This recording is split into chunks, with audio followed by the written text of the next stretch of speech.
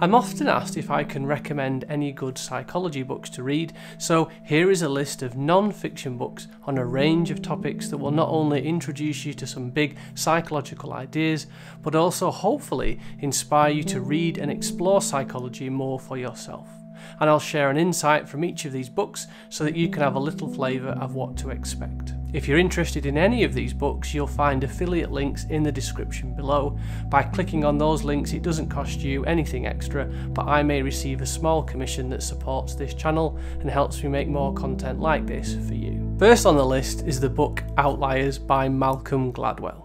This is a book that explores the idea of success and asks the question, what makes the people who achieve extraordinary success different? Outliers looks at everyone from rock stars to professional athletes, software billionaires to scientific geniuses, to show the story of success is far more surprising than we could have ever imagined. This book made the now famous 10,000 hour rule gain much wider recognition and popularity. The central idea behind the 10,000 hour rule is that exceptional achievement is not solely attributed to innate talent or intelligence, but is heavily influenced by deliberate and focused practice over a significant period. Gladwell argues that individuals who have reached the pinnacle of success in their respective fields, such as athletes, musicians, or chess players, have typically invested thousands of hours developing their skills. If you are looking for a book that will make you rethink how people achieve success, this is the book for you. Our next book is Blink: The Power of Thinking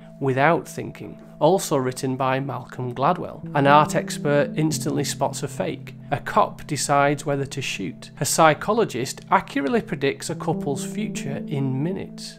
This book is about those moments when we know something without knowing why. Gladwell argues that our unconscious mind is capable of making incredibly accurate decisions in the blink of an eye. He shows how our snap judgments can be just as accurate, if not more so, than our well thought out decisions. However, Gladwell also notes that this rapid cognition can be influenced by our biases and preconceptions, leading to snap judgments that are incorrect or unfair. He highlights the importance of being aware of these biases and learning how to control them so that we can harness the power of our intuition in a positive and effective way. So if you're looking for a book that will make you pay more attention to the little things and become more aware of your own thinking, this might be the book for you. Our third book is Drive: The Surprising Truth About What Motivates Us by Daniel Pink. This book explores the concept of motivation and what truly drives human behaviour. The book challenges traditional ideas of motivation based on external rewards and challenges the carrot and stick approaches to motivation, such as monetary rewards and punishments. External rewards, Daniel Pink argues, are often ineffective and can even hinder performance in tasks that require creativity and cognitive skills. Instead, he advocates for an intrinsic motivation. He proposes that people are motivated by three fundamental factors: autonomy, mastery, and purpose. Autonomy refers to the desire for self-direction and the ability to make choices about one's work. Mastery is the pursuit of continual learning and improvement in a particular skill or area. And purpose involves having a sense of meaning and contributing to something greater than yourself. For example, in the book, Pink makes reference to Google's 20% time policy. This is where employees are encouraged to spend 20% of their working week on personal projects of their choice, unrelated to their normal job. This allows employees to explore their passions and develop new skills. Many significant Google products, such as Gmail, emerged from employees' 20% time projects. This example illustrates how providing opportunities for personal growth and learning can fuel intrinsic motivation and lead to innovative outcomes. If you or someone you know is struggling with motivation and you just don't know why this is, perhaps this book might help you.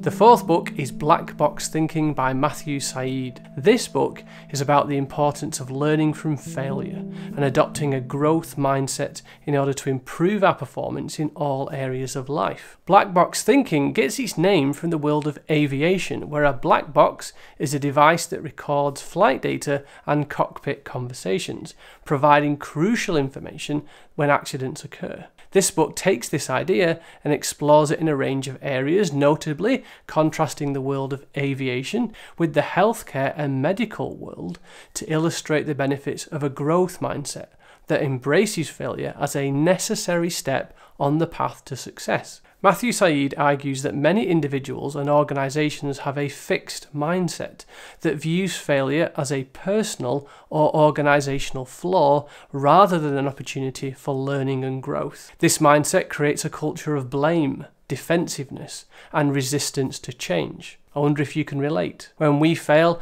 how often do we respond with defensive statements, blaming anything other than ourselves and simply moving on rather than taking the time to admit our failures so that we can learn from them? If you're looking for help with dealing with failure, this might be the book for you. Our final book is The Man Who Mistook His Wife for a Hat by Oliver Sacks. This book is a collection of case studies about individuals with neurological disorders. This is a classic and a must-read for all psychology students. The work of Oliver Sacks was truly groundbreaking, and his case studies will leave you moved at times. He presents these cases in a compassionate and engaging way, highlighting the complex and often puzzling nature of the human brain. The book covers a range of disorders from cases of memory loss and dementia to rare conditions such as synesthesia. Sacks uses each case to explore the way in which the brain processes information and creates our sense of self, as well as the ways in which neurological disorders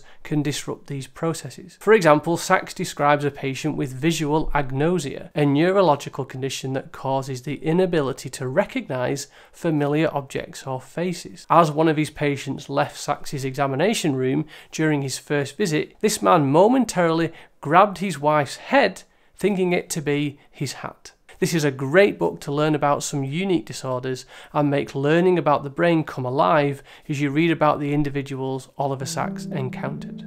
I hope you found this list helpful and you found a new book for you to explore. If you're interested in 5 books on mental disorders, you can check that video by clicking on the screen now. I hope you found this video helpful, and we'll see you in the next one.